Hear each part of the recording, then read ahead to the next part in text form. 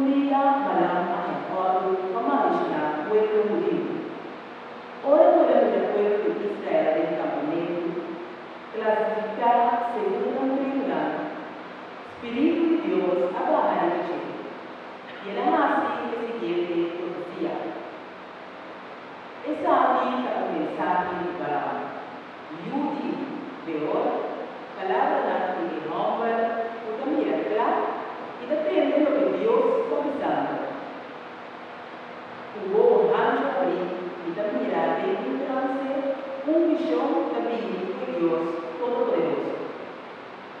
Tenta de pueblo de Israel, la comunidad, extender manera válida, palma, y jardina, cambio, manera de vivo con el Señor a planta, se le dan cambiar.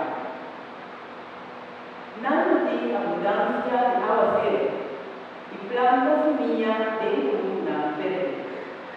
La ley con lo más poderoso de Adán. Su reino lo extendí, bóquile.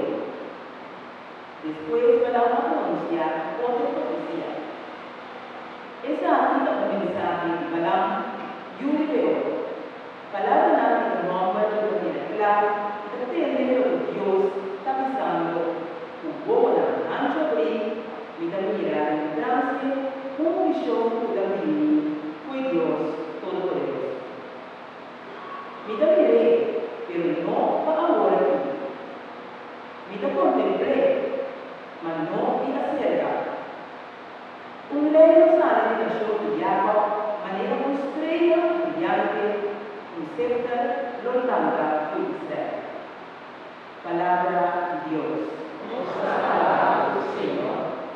Nos sigue alabar al Señor, Salmo 25, igual a la misa. Mostrar mi boca al Señor. Mostrar mi boca al Señor. Mostrar mi boca al Señor. Así me conoce voluntad. Si ya no observa o percepcionar a boca de Dios y Salvador.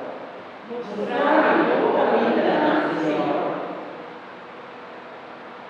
Qual a bondade e amistade tu a mostrar foi tempo antiguo. Duvidam ganan antes, mas eu recordar mi amor. Mostrar mi boca al Señor.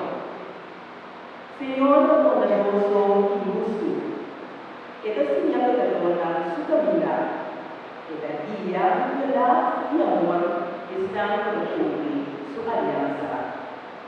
Mostrar mi boca